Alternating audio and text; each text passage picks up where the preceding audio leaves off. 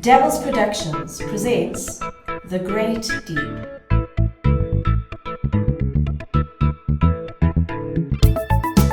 Don't forget to like and subscribe to the channel if you enjoy the language of cartoons to talk about healthy families and relationships. And one or two jokes. Maybe more.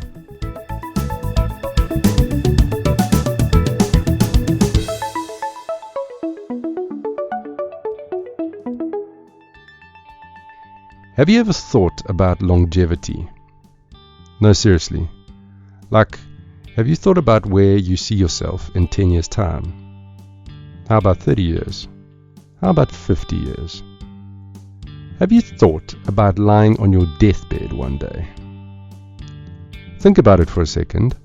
You're old and frail, and you're breathing your last breaths. The light is getting closer, and you're thinking back on your life. What will people say about you? I don't hear many people talking about longevity. Maybe once or twice when you're signing up for a mortgage or some sort of pension plan. But particularly when we've been through something as sobering as a global pandemic and lockdown, most of us realize how short life really is.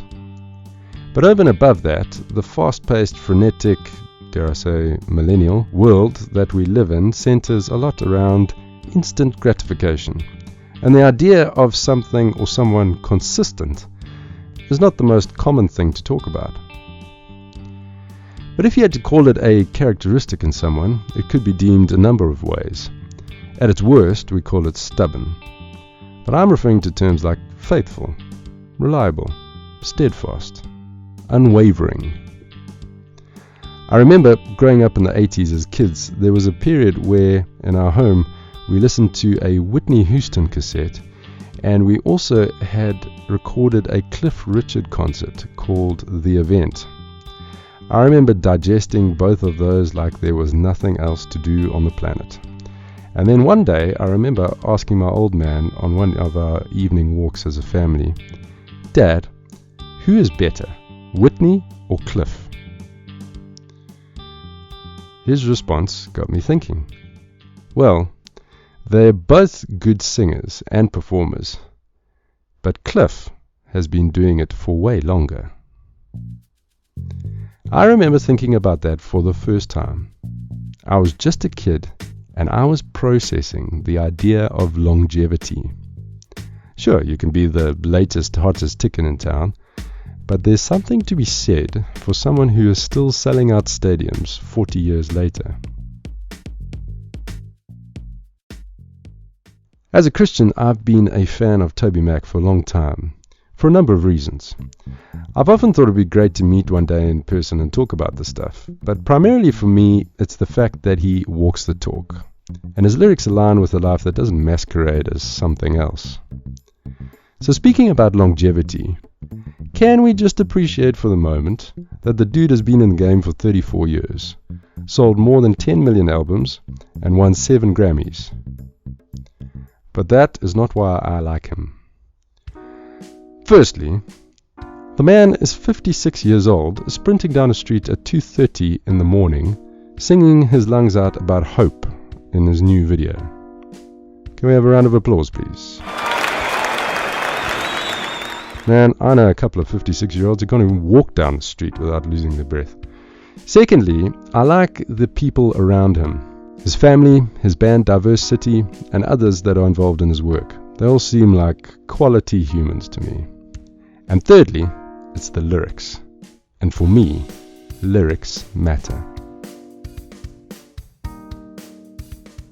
So for those who follow Toby, you'll know that he lost his oldest son 18 months previously. Even over here on the other side of the ocean, and not knowing the McKeons personally, I was shocked and saddened. Perhaps it was because 2 families I was close to lost children themselves, and a longtime friend of mine also died in the same period. We are never fully ready for these things, and coming to terms with it is tough. And yet the lure to be introspective and melancholy seems to have eluded Toby in this latest song.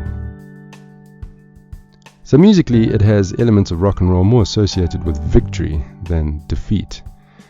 But it's the lyrics that defy logic. And they pose questions. So I'm just going to say what I think many people are thinking. How can you sing, "Help is on the way," when you've lost your son? And how can you say God is never early, never late, and he's going to stand by what he claimed? Surely a loving God wouldn't allow a Christian artist's son to die. I mean, if you love and serve God faithfully in music for 34 years, proclaiming the name of Jesus and God's goodness, surely God wouldn't allow your own son to die. And what's more, of an accidental drug overdose. I mean, is that all part of God's plan? That's more than a bump in a road, surely. Isn't God perfect and his plans perfect? How do you keep going after all of that? Where do you find the strength, the resolve, the courage to get up and sprint down the street singing about the promises of a God who hasn't failed me yet, and he's rolling up his sleeves again? If Tobymac had gone off the radar and never got up on a stage again after such a life event as losing a child, I think most people would understand. Fans would be bleak, but they'd understand. But to carry on hammering home the same principles is either lunacy or there's something deeper going on. And it's the deeper that I'm interested in. I've written about this subject before, which I'll link to in the show notes, but suffice to say that I think that these are good questions to ask in order to deepen our faith and understanding. But even more important than answers is that people who proclaim to follow God continue to follow him, even when it's tough. There's something to be said for authentic faith in the face of trials and tribulations. Now let me put it another way. Sine cera is a Latin term which means without wax. In ancient times, merchants of fragile items like porcelain would stick a sign up in front of them saying without wax. And this would inform the customers or the potential buyers that the product was intact and had not been repaired or waxed over. The true test came when the item was held up to the light and declared sine cera. I often think about this when I'm writing songs, not so much in terms of production, but in terms of what I'm saying in my lyrics. If a song's lyrics are held up to the light and declared sine cera, then I'm happy. But I think this applies to our lives as well. None of us are perfect, and we make mistakes. But at the end of our lifetime, we'll be held up to the light and tested to see if we are what we say we are.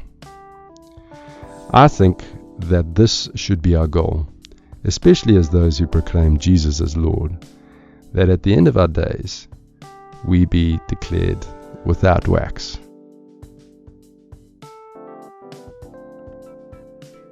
Well, don't forget to like, subscribe, and share if you enjoyed this, and check out other episodes, leave a comment, join the discussion. Until next time, keep obedient in the same direction, and keep pondering the great deep.